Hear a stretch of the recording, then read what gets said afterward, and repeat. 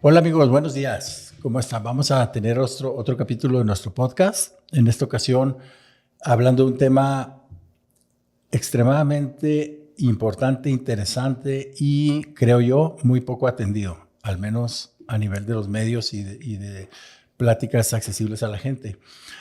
Hoy vamos a hablar de todos los aspectos de la psiquiatría en las mujeres embarazadas.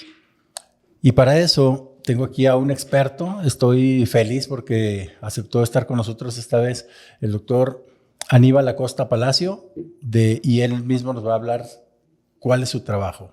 Aníbal, muchísimas gracias por estar aquí. De veras aprecio mucho tu presencia. Yo sé que tienes el tiempo bien limitado y apretado, pero yo sé que es muy difícil encontrar a alguien que nos hable mejor de este tema que tú. Así que platícanos primero quién eres y por qué te invité. Bueno, antes que nada, gracias. El doctor Carrillo y yo somos amigos de largo tiempo y hemos compartido amistad y arte y oficio. Somos médicos ambos, por supuesto. Yo soy psiquiatra, egresado de la Universidad Autónoma de San Luis Potosí, pero estudié medicina aquí en Chihuahua. Somos colegas de acá. Y pues yo creo que me invitaste por la confianza y no sé qué otra cosa te habrá traído a invitarme, pero bueno, Pues por lo que sabes del em, tema. básicamente mi currículum es muy simple. Yo me dedico a la psiquiatría privada, a la práctica privada de la psiquiatría y me interesan muchos temas, sobre todo la divulgación y la manera de romper el estigma en cuanto a salud mental. Un asunto que ya comentaremos más adelante, yo creo, es que los psiquiatras somos muy encerrados y creo que eso tiene que cambiar. Ok. Entonces debemos abrirnos a la posibilidad de compartir cada vez más con el público y con los colegas. Precisamente de eso, yo había una cosa que te quiero preguntar. Yo, así como medio en broma, les digo a mis pacientes, psiquiatra ya no es mala palabra. Ya podemos hablar de psiquiatra, ¿no? Antes como que era un tabú. Así Esa es. es una percepción mía. Y lo mismo de cómo pensamos en quién referir nosotros los médicos al psiquiatra, pero uno mismo pensar que psiquiatra estaba como demasiado estigmatizada o etiquetada esa palabra. Eso ha cambiado, Aníbal, en general, en la población en general. Yo creo que por sectores y por temas específicos, sí ha cambiado, por fortuna. Pero por desgracia sigue muy complicado para otros grupos sociales o digamos gente más chapa de la antigua. El psiquiatra sigue siendo visto como el animal raro o feo de la medicina. Por muchos años el psiquiatra ha sido estigmatizado por los mismos colegas. Pero eso creo que en los últimos 10 o 15 años ha cambiado bastante. Y eso nos permite tener esta apertura y este diálogo con la comunidad y con los colegas. Por fortuna creo que cada día es menos el estigma y tenemos más la oportunidad de estar en contacto con ustedes. Sí, es correcto. Yo también tengo esa percepción y se los trato de transmitir a las pacientes. Y hablando del área que nos ocupa, en el embarazo, Aníbal, ¿hay alguna particularidad para ustedes? ¿O es como una paciente en general? ¿Ustedes hasta qué punto toman en cuenta al bebé? ¿Qué tan especial es la condición de embarazo? O sea, para mí, para los que nos dedicamos a mi área de embarazo y de medicina fetal, obviamente el feto es el protagonista, ¿no? Pero ustedes a la que van a tratar específicamente es a la mamá. ¿Hay alguna particularidad en mujeres embarazadas para ustedes? Me sobrellama la atención la pregunta y la manera en que la estructuraste porque creo que esa visión que acabas de, incluso creo que en tu pregunta va la visión que tienen muchas personas con respecto a lo que hacemos los psiquiatras. Uh-huh. De hecho, el que más nos importa es el bebé. Ok. A diferencia de lo que la gente piensa, no tenemos excluido al binomio. Solamente, no contemplamos solamente a la madre en el tratamiento. Uh-huh. De hecho, la misión final es que el niño venga bien, o niña, el bebé, el producto del embarazo. Habitualmente la gente considera, los colegas consideran, el público en general piensa que el tratamiento puede afectar al bebé. Y lo que buscamos los psiquiatras es que a través de la mejoría de la salud mental de la madre, ese bebé está a salvo. Contra todo lo que a lo mejor incluso en tu pregunta iba implícito, nos importa más el bebé a veces que la propia mamá. Pero no estoy diciendo que la mamá no nos importe. Claro. El binomio es sumamente fundamental. Entonces, los tratamientos que proponemos los psiquiatras modernamente, las intervenciones que proponemos los psiquiatras hoy en día, están enteramente dirigidas a cuidar a la mamá y al bebé. Y es un error pensar que no lo vamos a hacer de esa manera. Uh-huh. Es totalmente opuesto. Claro. Y bueno, eso ya lo hemos platicado. Yo sé que es así y yo siento muchísima seguridad cada que te referimos a alguna paciente, pero sí es muy importante que lo escuchemos del psiquiatra, ¿no? Claro. Eso es bueno. Y mira, yo creo que necesitamos hacer un pequeño parteaguas ahorita para el resto de la plática y te quisiera hacer una pregunta que va a limitar ya así mucho lo que sigue de la plática. Explícale a toda la gente, por favor, cuál es la diferencia o qué espera, para qué se necesita, etcétera, la diferencia entre ir con el psiquiatra e ir con un psicólogo. Porque mucha gente, yo en lo personal creo que tengo claras las diferencias, pero la percepción de la gente en general no está clara. Entonces, muchas veces esperan terapia de un psiquiatra y muchas veces esperan un diagnóstico o un tratamiento de un psicólogo. O a veces dicen, pues, ¿con quién iré? ¿Con psiquiatra o psicólogo? Y no se trata de eso, ¿no? Entonces, claro, déjanos un panorama de qué es la diferencia. Lo primero que tengo que dejar muy claro es que para nosotros los psicólogos son fundamentales, son aliados, son grandes amigos, y los psicólogos bien entrenados clínicamente y que tienen conocimiento en psicoterapia, para mí son una herramienta o un referente fundamental. Pero sí, la explicación sobre las diferencias es bien importante. Los psiquiatras, primero quiero dejar muy claro, somos médicos formados como médicos. Fuimos a la escuela de medicina, tenemos un título de médico general y después nos vamos a hacer una especialidad en psiquiatría, que es como una especialidad en ginecología, o en ortopedia o en cardiología. Los psiquiatras somos médicos especializados en salud mental, en psiquiatría. ¿Y de qué va esto? El psiquiatra tiene que estar en contacto con el paciente y tratar un problema médico.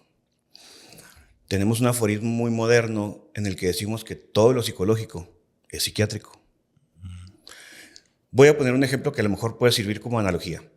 Si a usted le pasa algo en su hueso y se tuerce un tobillo o una rodilla, no va directamente con el fisioterapeuta, que también es un médico. Primero va con el ortopedista. En salud mental es lo mismo.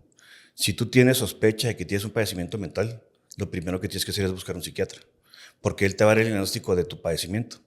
Y ya él te derivará con el psicólogo que considere correspondiente. El público en general tiende a irse primero al psicólogo porque piensa que no tiene que pasar de ahí.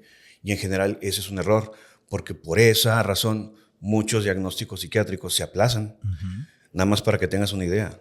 El diagnóstico psiquiátrico final, el promedio mundial es de tardarse en dar, es de 10 años. Es decir, tú empiezas con un padecimiento mental y en el mundo, contados los años, la gente se tarda 10 años en recibir un diagnóstico. ¿Esto por qué? Porque la gente no se va a buscar el diagnóstico con la persona correcta. Es correcto. Esa es la gran diferencia. El psicólogo, por otro lado, es un licenciado en psicología que está entrenado para hacer detecciones, para hacer pruebas, para hacer test y poder buscar la manera en que te ayude a buscar el diagnóstico que tienes. Pero no todos los psicólogos tampoco son terapeutas, eso quiero dejarlo muy claro también. Los psicólogos tienen que hacer una maestría o una especialización en psicoterapia específica para poder ser psicoterapeutas. Entonces, no es lo mismo ser psiquiatra a psicoterapeuta, ni tampoco psicólogo a psicoterapeuta. Ambos pueden ser psicoterapeutas, psiquiatras y psicólogos, pero tienen que estudiar para ello. Ok, muy bien. Y bueno, sí, qué bueno que lo aclaras así también. Y hablando de las embarazadas, mira, yo tengo una observación que es muy personal, ¿no? Que eso no la tengo documentada ni nada. Y la verdad es que no he encontrado un dato así muy exacto. Pero yo pienso que de acuerdo a lo que veo en muchos años de este trabajo, es que por lo menos el 20%, si no es que más, 25 o 30, no sé, por ahí entre 20 y 30% de las mujeres embarazadas que van a consulta con nosotros a Gine, usan o estaban usando algún medicamento psiquiátrico. Algunas lo suspenden en cuanto saben que están embarazadas y otras lo inician. Entonces, ahorita hablamos de la automedicación y de la receta de las amigas, pero en general, ¿cuáles son las condiciones que pueden hacer que una embarazada, estando embarazada, comience a necesitar una consulta con psiquiatría o un tratamiento psiquiátrico por algo que inicia en el embarazo y cómo está la prevalencia? Ok, bien, con respecto a esta pregunta que me acabas de hacer, es sumamente interesante porque hay dos clases de personas. Los que llegan tomando algo que no saben que no deben de tomar, clásico paciente, y a lo mejor no viene bien decir marcas, pero que vienen ya tomando Tafil por años, o algún otro medicamento que se autorrecetaron, o alguien les recetó alguna vez y se lo siguen tomando y tomando y tomando. Y el otro grupo de pacientes que no quieren tomar absolutamente nada.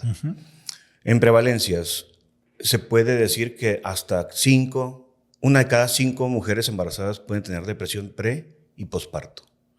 Y entonces esto nos obliga a pensar que ese 20% de mujeres embarazadas pueden tener depresión y van a requerir un tratamiento. Y aquí es donde se segmenta otra vez el grupo. Las que se embarazan y vienen tomando algo lo suspenden, y las que están embarazadas no quieren tomar nada. Entonces la labor de convencimiento se vuelve titánica, porque en el imaginario del público, pues lo correcto es no tomar medicamentos, cuando en realidad es lo opuesto. Tomar medicamentos durante el embarazo no es necesariamente peligroso. Quiero dejar muy claro, ninguna intervención en medicina es segura. Ninguna. Desde tomar una aspirina hasta ponerse un suero, una inyección, hasta una cirugía mayor, todas tienen sus riesgos.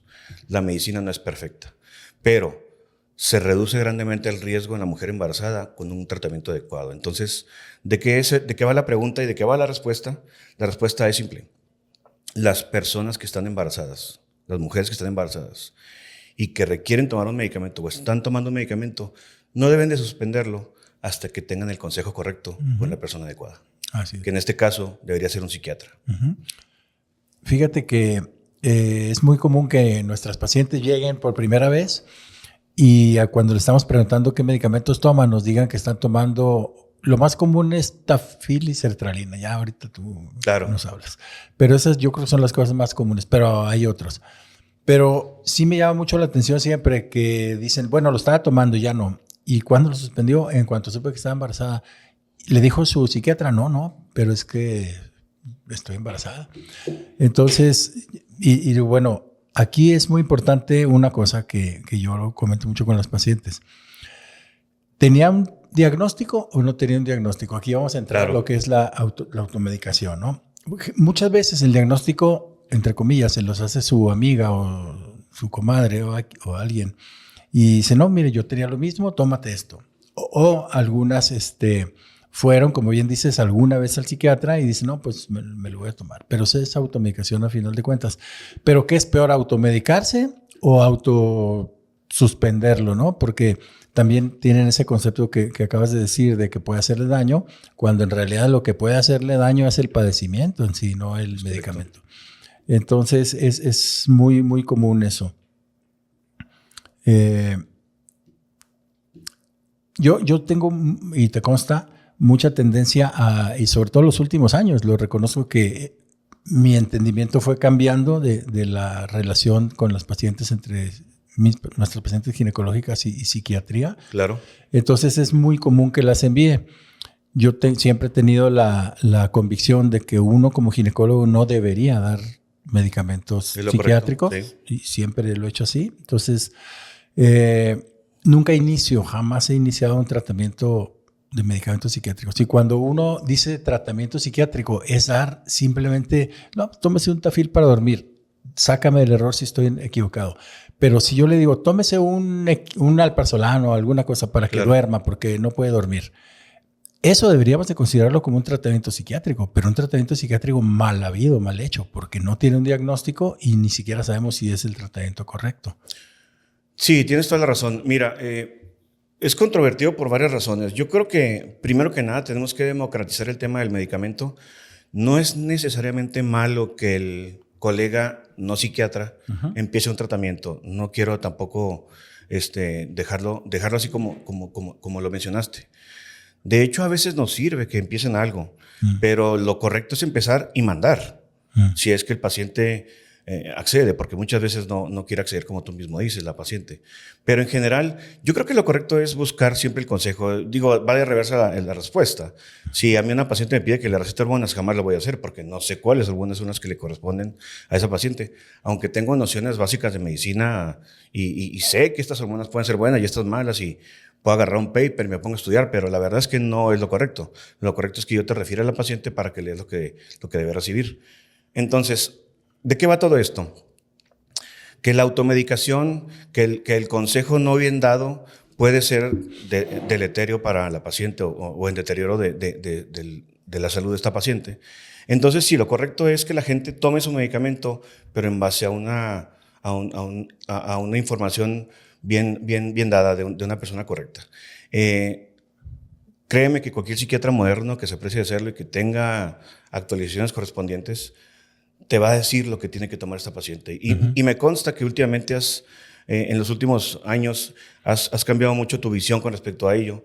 Y yo invito a todos mis amigos ginecólogos, de hecho he dado pláticas a los colegios de ginecólogos a veces, tratando de explicar esto, porque es muy frecuente y sobre todo, tengo que decirlo, colegas más de la vieja guardia son resistentes a aceptar esto, ¿verdad? Entonces, no hay por qué estar recalcitrante a ello. ¿Y hay algún padecimiento psiquiátrico que sea particularmente concurrente con el embarazo? Nosotros decimos, por ejemplo, que la diabetes gestacional, pues desde el momento que es gestacional es exclusiva de la embarazada, aunque ya tenga una condición metabólica preexistente, o la preeclampsia. Hay cosas que son exclusivas del embarazo. ¿Hay algún padecimiento que, aunque no sea exclusivo del embarazo, pero que sea más relacionado o asociado con el embarazo? Definitivamente el padecimiento más frecuente en el embarazo desde el punto de vista de los psiquiatras es la depresión del embarazo y la depresión postparto, con sus variantes, porque esto es bien importante establecerlo. Los trastornos psiquiátricos, los padecimientos mentales, hoy en día los manejamos en una especie de abanico o espectro, ¿sí? Y el espectro de los trastornos depresivos es muy amplio. El espectro depresivo va desde depresión simple, depresión menor, depresión mayor, depresión adaptativa, depresión con ansiedad, depresión con intentos suicidas, depresión con ideación suicida, depresión con psicosis. Hay muchas variantes, incluso la depresión bipolar. Fíjate, esta respuesta a lo mejor te puede incluso llegar a medio chocar, pero una paciente embarazada que ha tenido en 2 embarazos diferentes, 2 episodios depresivos, se tiene que buscar la posibilidad de que esa sea depresión bipolar ya. Entonces, de ahí va la gravedad.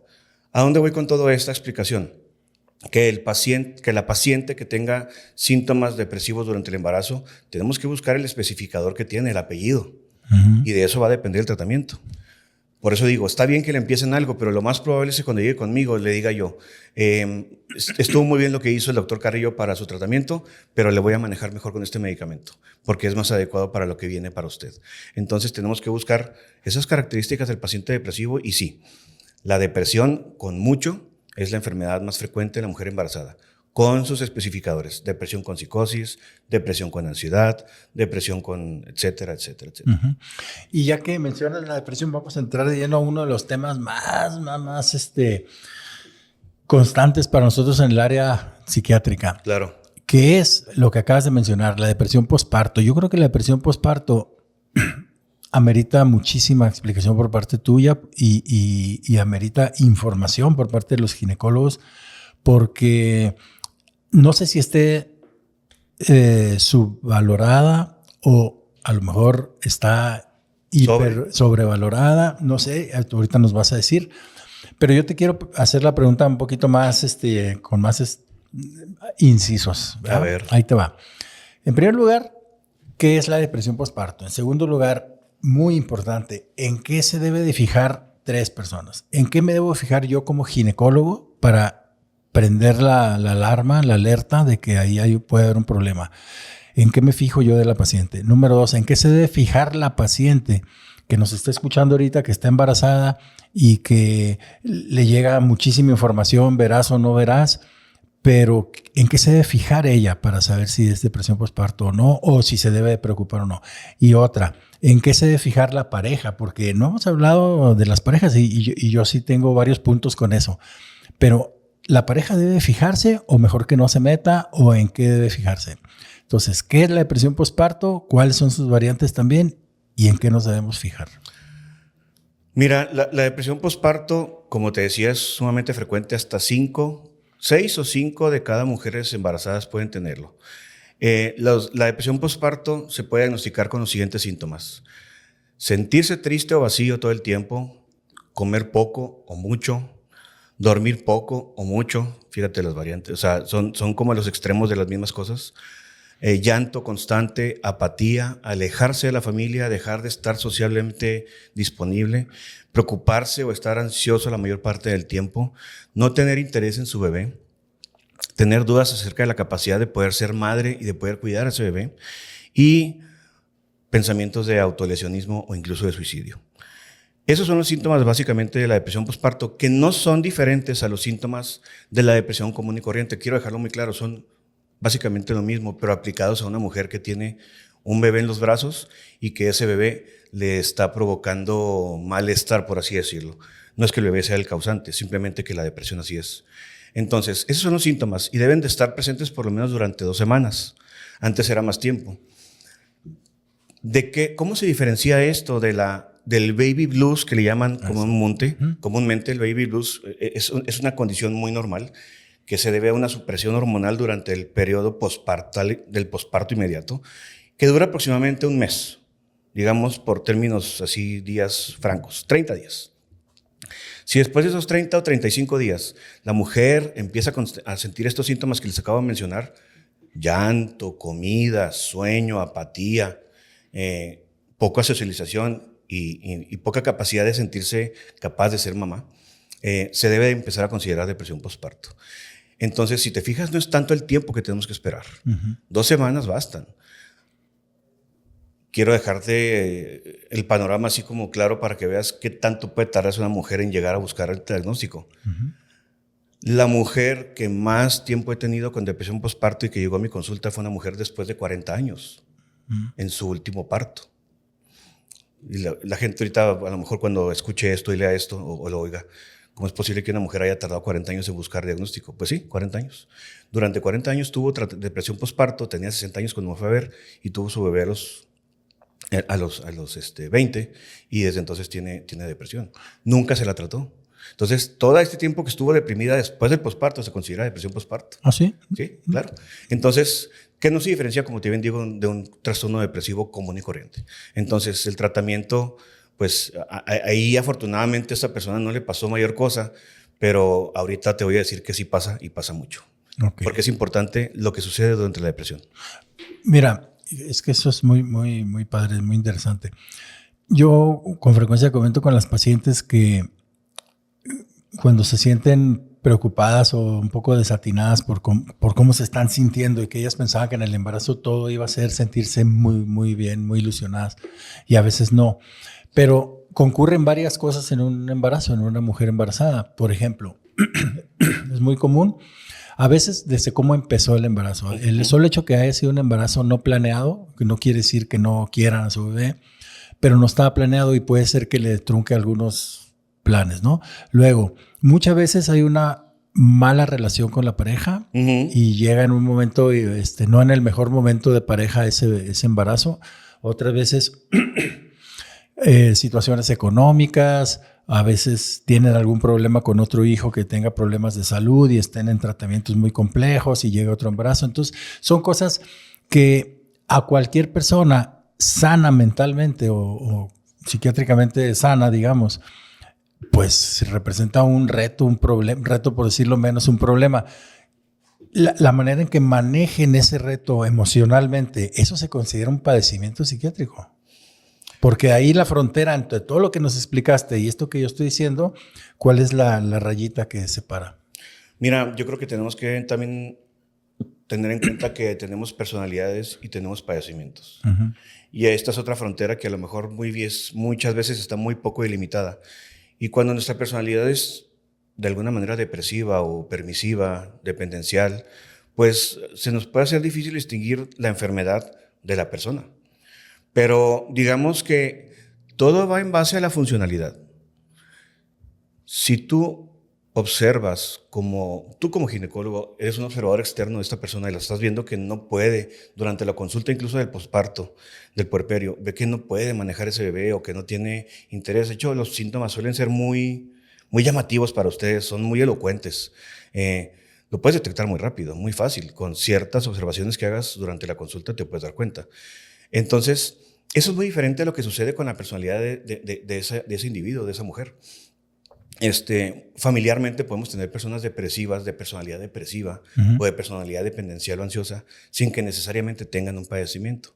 Esto no quiere decir que no puedan tenerlo, también pueden tenerlo. Entonces, ahí es cuando dices, ¿qué hago? Pues mejor lo mando con el psiquiatra. Claro. Porque el psiquiatra te puede decir, sí, esto es un padecimiento, sí, esto es la personalidad. Y el tratamiento va a ir en función de esa naturaleza o de ese diagnóstico fino. Ok, bueno, de este tema de depresión o depresión posparto o no posparto, ¿algo más que quieras platicarnos? Antes de pasar a otra. Yo creo que lo más relevante de este tema es que debemos sensibilizar a la población general, a las mujeres embarazadas, a los esposos, a los colegas ginecólogos, que detectar la depresión en el posparto es muy importante porque eso va a depender la calidad de vida de ese bebé. Y eso creo que lo vamos a tocar, no sé si más adelante o no, pero recordar que estas intervenciones tempranas en estas pacientes con estas condiciones hacen la diferencia en muchos aspectos. ¿Y por qué lo digo? La depresión como enfermedad, como condición, es una enfermedad crónica y debilitante y que puede provocar daño irreversible en el cerebro. Y esto lo tengo que hacer con sus letras como son todas completamente claras. Tenemos una región en el cerebro que se llama hipocampo, que es como nuestra memoria RAM si hablamos de una computadora. Un episodio depresivo puede acabar con un 26% de las neuronas de tu hipocampo. 2 episodios depresivos, hasta el 50%. Digamos en el caso más grave. En el sentido estricto, si tú recibes 2 episodios depresivos sin tratamiento en tu cerebro, pierdes la mitad de tu memoria RAM. Y esto tiene consecuencias cognitivas muy serias. Y eso es lo que sucede con las personas que no se tratan sus cuadros depresivos, ya sea posparto, preparto, hombres, mujeres y niños. Es parejo. Órale. Bueno, pues acabas de decir algo que yo creo que le va, cuando estén viendo nuestros amigos y amigas que nos ven, van a tener que regresarle el video otra vez para volver a escuchar. De hecho, te voy a hacer la precisión un poquito más amplia porque veo que te gustó la respuesta. Va. El tratamiento antidepresivo no garantiza, pero te asegura que disminuye el riesgo de que pierdas esas neuronas. Okay. Y el tratamiento antidepresivo a largo plazo hace que recupere las neuronas porque hay otro mito, que el cerebro no se regenera. Y ese es un error. Sí hay formación de nuevas neuronas, sobre todo en regiones hipocampales. Entonces el tratamiento antidepresivo moderno te ayuda a recuperar ciertas neuronas y te ayuda a reconectar tu hipocampo y hace que funcione un poquito mejor y por lo tanto prolonga la vida media larga de tu cerebro. Okay. Contrario a lo que la gente piensa, el tratamiento antidepresivo te puede cuidar o proteger el cerebro. Ok.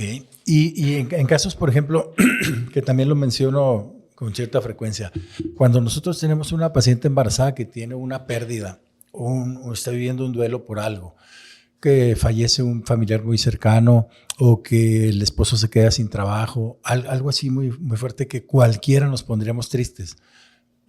Eso, una cosa es la tristeza, obviamente, y otra es la depresión. Pero en un caso de tristeza aguda, muy severa por una pérdida, ahí es conveniente también acudir con ustedes. Yo creo que sí, porque, no creo, borren eso de creo. Sí, hay que hacer la distinción entre un episodio adaptativo agudo, así se llama, Ok. a un episodio depresivo franco. No son lo mismo. Todos podemos tener y tenemos diario eventos vitales que nos provocan malestar, que nos provocan estrés, que nos provocan estar circunstancialmente mal y tener un desajuste humoral de la expresión emocional o del ánimo, y por lo tanto no se debe considerar como tal un episodio depresivo. Estrés agudo, estrés postraumático, son cosas distintas. Pero si el estrés agudo no lo calmamos, también se puede convertir en estrés postraumático. Si un trastorno adaptativo agudo no lo cuidamos, se puede convertir en depresión crónica. Entonces, hacer la distinción, muchas veces hacer la distinción hace la diferencia, porque un tratamiento temprano no necesariamente farmacológico te puede ayudar a detener que avance. Entonces, un evento agudo de tristeza, para decirlo en palabras callejeras, puede ser el disparador de una verdadera trastorno depresivo. Por supuesto. Todos los eventos que nos suceden diario, que todos los tenemos, pueden en un momento dado repercutir en nuestra calidad de vida, en la forma que pensamos y provocar un episodio depresivo. Pero no sé si me lo vayas a preguntar o no, te soy honesto, pero hablando de genética, hay gente que tiene más propensión a tener cuadros depresivos independientemente de los estímulos previos que otras personas. Y mira, ya que tocas el de genética, hemos hablado tú y yo, y el programa anterior hablamos de epigenética. ¿Hay algunos factores epigenéticos, o sea, del ambiente, de los hábitos de las personas, que puedan incidir en su salud mental? Por supuesto, es un súper tema. Okay. De hecho, hoy en día la psiquiatría se basa en epigenética, en la manera en que se expresa el gen después de que suceden ciertas cosas. Eso es la epigenética para fines prácticos. Perdón, que los invito a que vean el capítulo anterior que hablamos de epigenética, ¿verdad? Para dar ese marco. La epigenética está metida en toda la medicina, básicamente. Y quiero dejar muy claro lo siguiente. La psiquiatría está íntimamente relacionada con la medicina interna y con las hormonas y con todos los demás padecimientos, porque la genética se comparte. Entonces, ¿a dónde vamos con esto? Podemos nacer con ciertos grupos de genes, y no necesariamente se van a despertar todos o uno o alguno. Simplemente puede que sucedan algunas cosas en nuestra vida que nos despierten el gen y se provoque la enfermedad. Yo estoy hablando para cualquier condición de salud mental, específicamente depresión, ansiedad, trastorno bipolar, esquizofrenia, etc. Todos tienen un disparador y todos podemos tener diferentes episodios a lo largo de la vida que nos disparen el padecimiento. No quiere decir que una persona que viva feliz toda su vida no vaya a tener depresión. Se le puede disparar el gen incluso sin disparadores.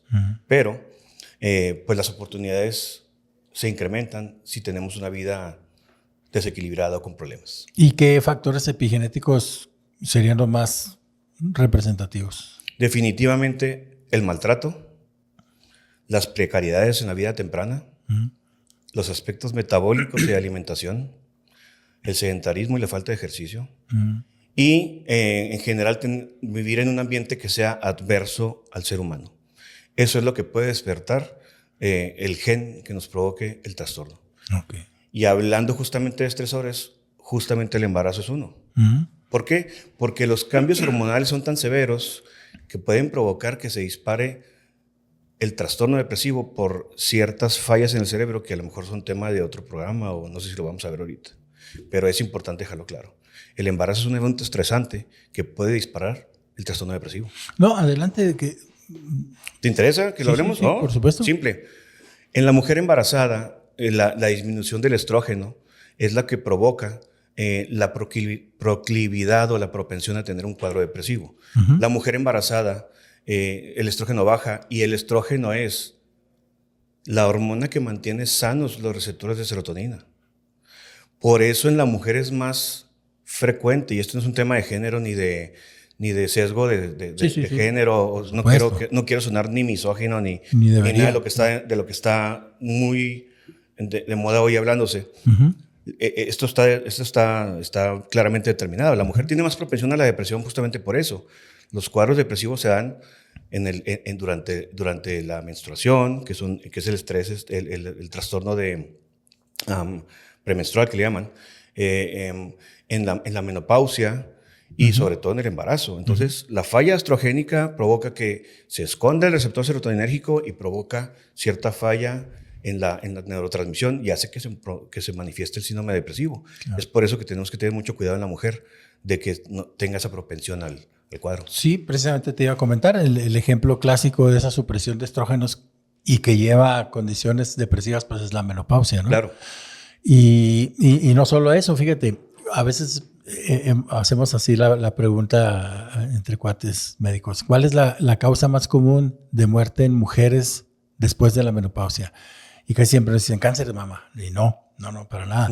La causa número 1 de muerte en mujeres después de la menopausia son los eventos vasculares. Es correcto. Tanto del corazón como del cerebro, por falta de esa protección de los estrógenos. Entonces, es correcto, sí. De hecho, contestando y complementando esto que acabas de decir, es otro estigma. Muchas mujeres tienen mucho miedo de tomar hormonas en ciertos momentos de sus vidas. Y la verdad es que, voy a ser muy claro, a muchas mujeres que tienen depresión o que tienen cuadros psiquiátricos que están en tratamiento conmigo o con algún otro psiquiatra, les recomiendo que se den la vuelta con el ginecólogo, porque una valoración hormonal puede hacer la diferencia, y una complementación con un buen grupo hormonal de medicamentos con el tratamiento que damos los psiquiatras puede hacer la calidad de vida diferente para esta mujer. No se diga en la menopausia. Durante el embarazo es lo mismo, y durante los síndromes premenstruales. Y los síndromes de ovarios poliquísticos también. Que hoy en día está en la hora, y complementando. El ovario poliquístico, si estás de acuerdo conmigo, está íntimamente relacionado con el tema inflamatorio sistémico. Con diabetes. Es un síndrome metabólico. Es un síndrome metabólico. El ovario poliquístico es parte del conjunto del síndrome metabólico, ¿seguro? Para acabar pronto. Y la depresión y la ansiedad también. Correcto. Contrario a lo que mucha gente tiene la idea que el síndrome de ovario poliquístico es una enfermedad de los ovarios, y no, el ovario es parte de las víctimas del síndrome metabólico. Sí. No, somos retecuates, nos mandamos pacientes, ¿verdad? Claro. Muy bien. Oye, Aníbal, platícanos. Vamos a entrar en otro tema muy álgido. A ver. Nada más con la palabra ya se abre un panorama gigantesco. Vamos a hablar de las adicciones. Okay. De las adicciones en el embarazo. ¿Sí te suena? Las adicciones son, yo me imagino, yo eso nunca te lo he preguntado, pero debe ser causa porcentualmente alta de consultas con el psiquiatra, ¿no? Me imagino. Entonces, ¿cómo está el panorama desde el punto de vista psiquiátrico? Yo tengo mi panorama desde el punto de vista obstétrico de las adicciones en el embarazo. Justamente porque la mujer es muy recalcitrante a buscar ayuda con el psiquiatra durante el embarazo, a lo mejor es posible que se nos vayan muchos diagnósticos. ¿Cómo verlo de manera agregada a nuestra cultura? Yo creo que lo más importante es el abuso de sustancias, sobre todo legales, medicamentos para dormir. No he visto tanto como esperarías a lo mejor ver adicciones a sustancias ilegales. Claro que las hay, pero no es tan frecuente como uno pensaría, ya que en la vida diaria estamos viendo cada vez más gente con adicciones.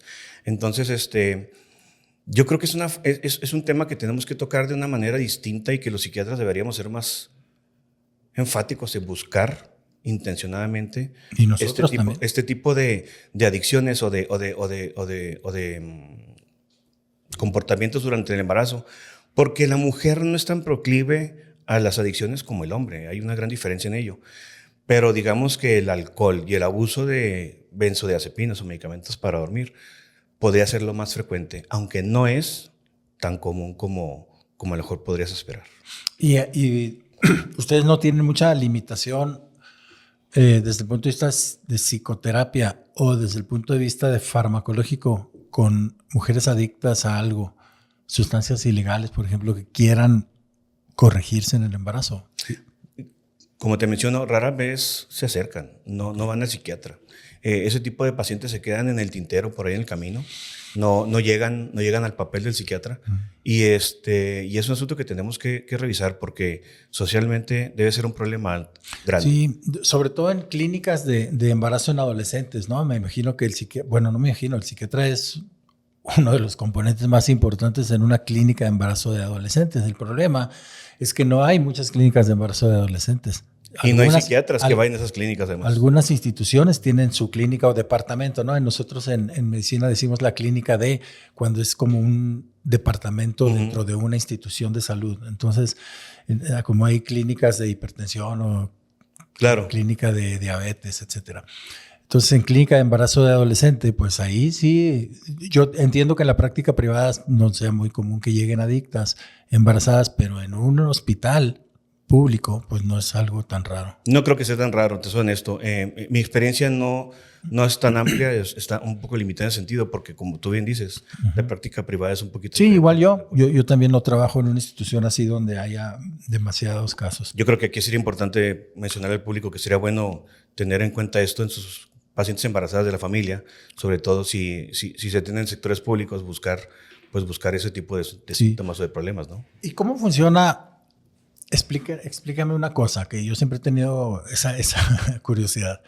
Cuando una mujer fuma, es fumadora crónica, si fuma bien, su media cajita diaria o lo que sea, y uno le pregunta, fumaba, ¿hasta cuándo dejó de fumar? Cuando supe que estaba embarazada. Dejó, sí, ya. ¿Cuánto fumaba? No, pues me fumaba unos 10 cigarros diarios o 5 cigarros diarios. Y ya no fumar, lo dejé. ¿Por qué? Pues yo lo veo como el punto de vista romántico, ¿no? Protege a su bebé. Claro. Está bien, pero tú dime desde el punto de vista crudo, bioquímico. ¿Por qué una mujer sí puede dejar de fumar en cuanto sabe que está embarazada y después en su vida no puede dejar de fumar? O un hombre a veces no puede dejar de fumar.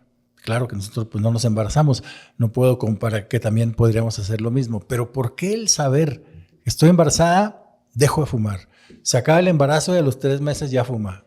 ¿Cómo es eso? Definitivamente tiene que ver con la protección que la mujer le quiere proveer a su bebé, sí va por ahí. Es un tema bastante cultural y creo que en ese sentido pues es protector. ¿Cuál es la razón por la que una mujer deja de fumar? Por la misma razón que quiere dejar las medicinas, por la misma razón que quiere dejar de hacer muchas cosas. Durante el embarazo se cuidan de una manera no irracional, pero intensa. Entonces, ¿quiere decir que el instinto materno supera al instinto de supervivencia? De hecho, más bien el instinto materno se vuelve el instinto de supervivencia. Entonces, básicamente la mujer busca cuidar ese embarazo y por ello deja fumar. Te voy a ser honesto, cada vez veo menos gente que fuma. Eso es cada vez más raro de ver. El hábito del tabaco se ha disminuido importantemente y creo que las políticas públicas en ese sentido han sido, digamos, útiles hasta cierto momento, aunque pues hay otras cosas que están más fáciles de acceder, pero en general sí veo que menos gente fuma, sobre todo en poblaciones más jóvenes. Sí, es cierto. Pero yo en pacientes embarazadas veo que no es nada despreciable como ha ido subiendo el uso de vapeador. No, por supuesto.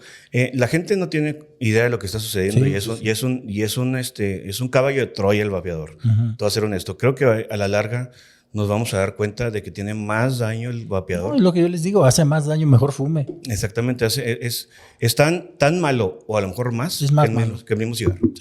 Sí, así es. Bueno, platícanos algo que tenía... No, pues creo que es que iba a preguntar de depresión postparto, pero ya lo comentamos. Pues cuéntanos, en general, ¿qué crees que deberíamos cambiar? Ya lo has mencionado, pero como una especie de corolario, ya vamos acercándonos a las conclusiones. Claro.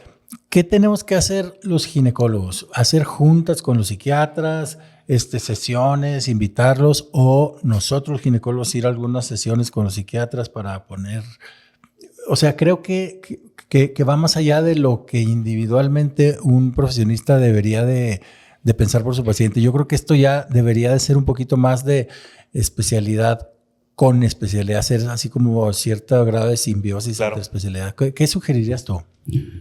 Mira, yo creo que lo que tenemos que hacer en general, todos los médicos, no solamente los ginecólogos y los psiquiatras, que es como un cliché ya, ¿no? La interdisciplinariedad, que aprendamos a manejarnos entre disciplinas de manera conjunta, que trabajemos en sintonía y en armonía, tratando de uno respetar el trabajo del otro.